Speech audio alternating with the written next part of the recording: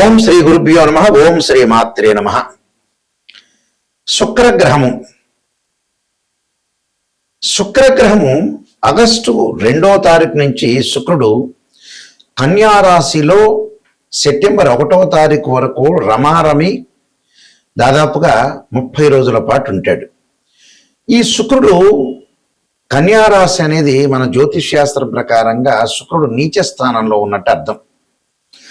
శుక్రుడికి సహజంగా వృషభము తులారాశులు స్వక్షేత్రాలైతే, అలానే ఉచ్చ స్థానం అనేది మీనరాశి, దానికి సప్తమంలో ఆపోజిట్లో ఉన్నది నీచ రాశి అని అర్థం.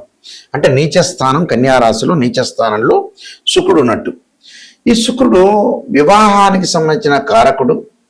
సుఖాన్ని, భోగాన్ని, సౌఖ్యాన్ని, లగ్జరీని, వాహనాన్ని, బంగారు నగల్ని, దుస్తుల్ని, కాస్మెటిక్స్ కానీ, అందంగా ఉండటం కానీ, బ్యూటీగా ఉండటం కానీ, క్యూట్గా ఉండటం కానీ, వీటన్నిటి కూడా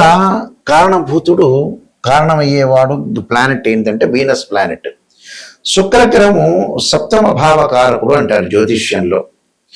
శుక్రగ్రహం బాగుంటేనే మ్యారేజ్ లైఫ్ అనేది అనుకూలంగా ఉంటుందని, కొంతవరకు ఒక 30-40% సపోర్ట్గా ఫైనాన్షియల్ పరంగా ఉండే డెవలప్మెంట్స్ కానీ, ఇలాంటి వాటిలన్నిటికీ కూడా శుక్రుడు కారణమవుతాడు. మరి ఇప్పుడు చెప్పే ఫలితాలు ఏంటంటే గోచార రీత్యా చెప్పే ఫలితాలు అంటారు.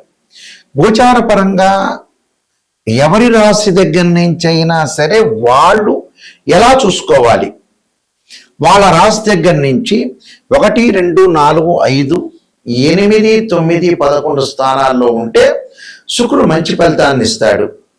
అంటే వివాహ సంబంధాలు కానీ, లవ్ అట్రాక్షన్ కానీ, ప్రేమికులు కానీ, ప్రేమించటం కానీ, అలానే వివాహ సంబంధాలు, సంతానము, డబ్బు అన్ని రకాలుగా అనుకూలంగా ఉండాలంటే శుక్రగ్రహం అనేది మన జాతకంలో అనుకూలంగా ఉండాలి. అలాగే గోచారరీత్యా కూడా 20% గోచారం 20% సపోర్ట్గా ఉన్నా కూడా మన జాతక పరంగా శుక్రగ్రహాన్ని చూడాలి. అంటే ఈ గోచారం అంతా కూడా ఉద్యోగము, వ్యాపారము, సంతానము, డబ్బు, ఈ నెల రోజుల పాటు ఎలాంటి నిర్ణయాలు తీసుకోవాలి, ఎలాంటి విషయాలు తీసుకోవాలి, ఎలాంటి మనం ఖచ్చితమైన నిర్ణయాలు తీసుకోవాలి, ఎలాంటి తప్పుడు నిర్ణయాలు తీసుకోకూడదు అని చాలా జాగ్రత్తగా అనుసరించేదే గోచారం. నిర్ణయం అనేది కరెక్ట్గా ఉండాలి. మన 6th సెన్స్ చెప్తున్నట్టుగా నిర్ణయం అనేది కరెక్ట్గా ఉంటే లైఫ్లో మనం ఖచ్చితంగా ముందుకు వెళ్ళొచ్చు. అంటే ఈ నెల రోజుల పాటు ఎలాంటి నిర్ణయాలు, మంచి చెడుల యొక్క నిర్ణయాలు నిర్ణయించేదే గోచారం అంటారు. This is the transit system. దానికి ఎలాంటి పరిహారాలు చేసుకోవాలి, ముందుకు వెళ్ళాలి. అలానే ద్వాదశ రాశుల వాళ్ళందరికీ కూడా శుక్రగ్రహం అనేది ఎలాంటి ఫలితం ఇవ్వబోతుంది ఈ నెల రోజుల్లో మనం తప్పకుండా నిజాన్ని తెలుసుకోవాలి. మేషరాశి వారికి ద్వితీయ రాశ్యాధిపతి, సప్తమ రాశ్యాధిపతి శుక్రుడు 6వ స్థానంలో ఉండటం వల్ల అందరితోటి కొంత విరోధ భావాలు కలిగే అవకాశాలు ఒకటి ఉంటాయి. అంటే విరోధ భావాలు కలగకుండా చూసుకోవాలి. అంటే శత్రు వృద్ధి, అలానే అనుకూలంగా లేకపోవటం, భార్యాబిడ్డల మూలకంగా కొన్ని ఇబ్బందులు, వ్యయ ప్రయాసాలు జరగటం ఒకటి, అలానే దాయాదులతోటి కొంత ఆస్తి పంపకాలతో గొడవలు, వివాహాది శుభ కార్యక్రమాలు కొంత ఆలస్యం జరిగే అవకాశాలు ఉంటాయి. అంటే ప్రేమించిన యువతీ యువకుల మధ్యలో కూడా కొంత విభేదాలు వచ్చే అవకాశాలు ఉండటం, ఏదో వాహనాలు కొనుగోలు చేయాలనుకుంటారు, కొనుగోలు చేయలేకపోతారు, బంగారు ఆభరణాలు కొనుగోలు చేయాలనుకుంటారు, కొనుగోలు చేయలేకపోతారు, అలానే జంతువుల వల్ల కొన్ని ఇబ్బందులు, మానసికంగా కొంత ఆందోళనలు, తలచిన ప్రతి పని కూడా కొంత నెరవేరకపోవటం, ఆరోగ్యపరంగా ఆందోళనకరంగా ఉండే అవకాశాలు ఎక్కువగా ఉంటాయి.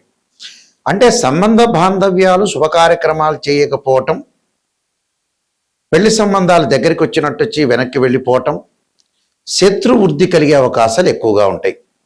అంటే శత్రు పీడలు, అంటే మిత్రులు శత్రువుగా మారిపోతుంటారు, బంధువులతో కలహాలు కలగటం, భార్యాబిడ్డల మూలకంగా కూడా వ్యయ ప్రయాసలు, భార్యాభర్తల మధ్యలో కూడా కొంత విభేదాలు వచ్చే అవకాశాలు ఎక్కువగా ఉంటాయి. అలాంటి విభేదాలు రాకుండా చూసుకోండి. అంటే డిఫరెన్స్ ఆఫ్ ఒపీనియన్స్ రాకుండా మ్యూచువల్ అండర్స్టాండింగ్ అనేది చాలా ఇంపార్టెంట్ ఇక్కడ. అంటే ఇక్కడ ఆర్థిక పరంగా కూడా కొన్ని ఇబ్బందులు వచ్చే అవకాశం ఉంటుంది. ఫైనాన్షియల్ పరంగా కొన్ని ఇబ్బందులు వస్తుంటాయి. అంటే మొండి బాకీలు వసూలు కాకపోవటం, రుణ బాధలు, రుణాలు రాలేకపోవటం, అలానే ప్రత్యేకంగా ఏదైనా ఒక వస్తువు, గృహ ఉపకరణ వస్తువులు కొనుగోలు చేయాలనుకుంటారు, కొనుగోలు చేయలేకపోవటం, బట్టలు కొనుగోలు చేయలేకపోవటం, ఇలాంటి సంఘటన జరిగే అవకాశాలు ఎక్కువగా ఉంటాయి. కాబట్టి కొద్దిగా జాగ్రత్త వహించి మీరు ఖచ్చితంగా చేయాల్సింది ఏంటంటే పరిహారం, కమలాదేవి యొక్క స్తోత్రాన్ని పారాయణం చేయండి. వీలైతే బొబ్బర్లు దానం చేయండి. శుక్రవారం రోజున బొబ్బర్లు దానం చేయటం ఒకటి, దానితో పాటు శుక్ర జపాన్ని అంటే శుక్రుడు యొక్క జపాన్ని చేయటం ఒకటి, అమ్మవారి యొక్క ఆరాధన చేయటం, మూగజీవులకు ఆహారము, గోసేవ, వారాహి స్తోత్రాన్ని పాలనం చేయటం వల్ల మీకు మంచి సుఫలితాలు జరిగే అవకాశాలు ఖచ్చితంగా ఉంటాయి. ఈ శుక్రగ్రహము మనకి కళత్రకారకుడు. చాలామంది కూడా వివాహానికి ఏం చూస్తుంటారంటే కుజదోషాన్ని చూస్తుంటారు. నిజంగా ఏమిటంటే కుజదోషం కాదు. నిజాన్ని తెలుసుకోవాలని మన ప్రేక్షకులందరికీ కూడా ఒక అవగాహన రావాలన్న ఉద్దేశం ఏంటండి. వీనస్ ప్లానెట్ ఏంటంటే సప్తమ భావ కారకుడు, అంటే 7th లార్డ్కి సంబంధించిన కారకుడు శుక్రుడు. శుక్రగ్రహం అనేది అనుకూలంగా ఉంటేనే మనకు మ్యారేజ్ లైఫ్ అనేది కరెక్ట్గా ఉండటం, మ్యూచువల్ అండర్స్టాండింగు, డిస్ప్యూట్స్ లేకుండా ఉండటం, వైఫ్ అండ్ హస్బెండ్ రిలేషన్లో చాలా అనుకూలంగా ఒక పాజిటివ్ ఉండాల్సిన అవసరం ఉంటున్న గ్రహం ఏంటంటే శుక్రుడు. శుక్రుడు ఎప్పుడూ కూడా జన్మజాతకం వేరు, బర్త్ చార్ట్ వేరు, గోచారం వేరు. గోచారంలో ఉండే కండిషన్స్ వేరుగా ఉంటాయి చూడటంలో, రిజల్ట్స్ చూడటంలో. బర్త్ చార్ట్కి సంబంధించిన రిజల్ట్ వేరుగా ఉంటాయి. కన్ఫ్యూజ్ పడద్దండి. గోచార పరంగా మీరు ఎలా చూసుకోవాలనేది నేను మొట్టమొదటి చెప్పా. ఇప్పుడు బర్త్ చార్ట్ అంటే నాటల్ చార్ట్లో నేను చెబుతున్నాను.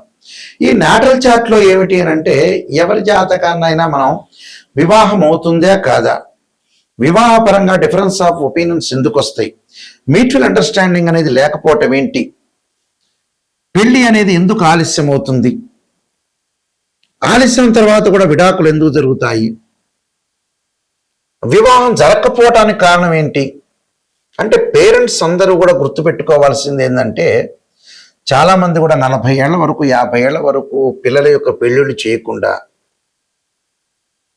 డబ్బులు ఏదో ఖర్చు అవుతున్నాయని మ్యారేజ్ బ్యూరోలో కానీ ఆస్ట్రాలజర్ని అప్రోచ్ కాకుండా ఇలాంటివన్నీ చేస్తుంటారు. డబ్బులు ఖర్చు అయ్యే అవకాశం అందరికీ ఉంటుంది. ఒకవేళ వాడు ఏమన్నా మ్యారేజ్ బ్యూరోలో ఖర్చు పెట్టలేదా, ఆస్ట్రాలజర్ని కరెక్ట్ అప్రోచ్ కాలేదా, ఏమైనా ఆస్ట్రాలజర్ ఎక్కువ అడుగుతున్నాడా అనే ఉద్దేశంతో కూడా కొంతమంది ఆపుకుంటారు.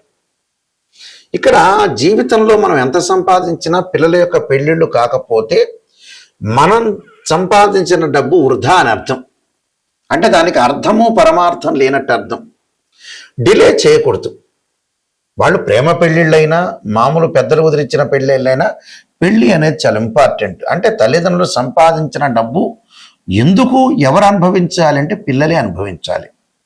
పిల్లలకి మళ్ళీ పిల్లలు లేకపోతే మనం డబ్బు సంపాదించినా కష్టపడినా వేస్ట్. అంటే ఏ కృష్ణా నదిలోనో గోదావరి నదిలోనో మూసీ నదిలో వేయటం మంచిది. అంటే పిల్లలు బాగుంటేనే పేరెంట్స్ బాగుంటారు. దానికి కారణం ఏంటి? శుక్రగ్రహం. శుక్రుడు బ్రహ్మాండంగా పిల్లల జాతకంలో బాగున్నట్టే వెల్ అండ్ గుడ్, మ్యారేజ్ అయిపోతుంది, వాళ్ళకి మళ్ళీ మనవాళ్ళు, మీకు మనవాళ్ళు పుడతారు, అలానే పిల్లలు, వాళ్ళ కొడుకులు, అలాగా కంటిన్యూటీ ప్రాసెస్ అనేది ఒకటి ఉంటుంది. శుక్రుడు ఎప్పుడూ కూడా జన్మలగ్నం నుంచి అనుసరించి 6, 8, 12 స్థానాల్లో ఉండకూడదు. Formula number 1. ఫార్ములా నెంబర్ 2, శుక్రుడు అశ్విని, మఖ, మూల నక్షత్రాల్లో ఉండకూడదు. ఆరుద్ర, స్వాతి, శతభిష నక్షత్రంలో ఉండకూడదు. అలానే మృగశిర, చిత్త, ధనిష్ట నక్షత్రంలో ఉండకూడదు. అలానే పుష్యమి, అనురాధ, ఉత్తరాభాద్ర నక్షత్రంలో ఉండకూడదు. ఇది ఫార్ములా నెంబర్ 2. ఫార్ములా నెంబర్ 3 ఏమిటంటే శుక్రుడు పాపగ్రహాలతో కంజంక్షన్ కాకూడదు. శుక్రుడు రాహుతో కానీ, కేతువుతో కానీ, శనితో కానీ, కుజుడితో కానీ కంజంక్షన్ కాకుండా ఉండటం మంచిది. ఇది ఫార్ములా నెంబర్ 3. 4 ఏంటి అంటే శుక్రుడు రవితోటి కంజంక్షన్ కాకుండా 6, 8, 12 స్థానాల్లో ఉండకూడదు. ఇది ఫార్ములా నెంబర్ 5. అయితే ఏదైతే ఇక్కడ జాతకంలో శుక్రుడు 6, 8, 12 స్థానాల్లో ఉండకూడదు, పాపగ్రహాలతో కలిసి ఉండకూడదు, అలానే కేవలం D1 చార్ట్లోనే కాదు, రాశిచక్రంలో కాదు, నవాంశంలో కూడా ఇలాంటివి వర్తిస్తాయి.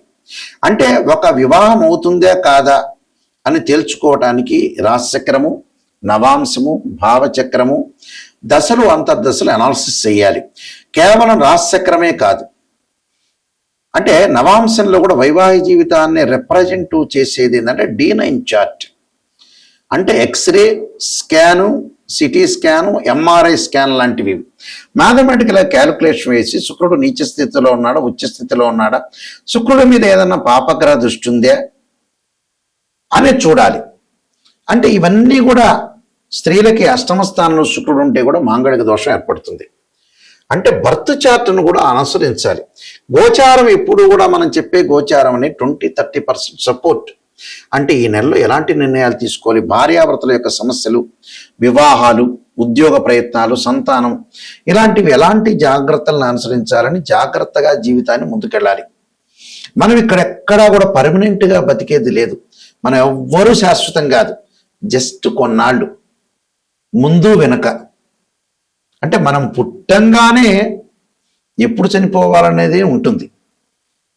మనం పుట్టిన తర్వాత పర్మనెంట్ కాదు, శాశ్వతం కాదు, వెళ్ళిపోవటం అనేది ఖాయం అనేది మనకు తెలుపుతుంది జ్యోతిష్యం. ఎవ్వరూ శాశ్వతం కాదు.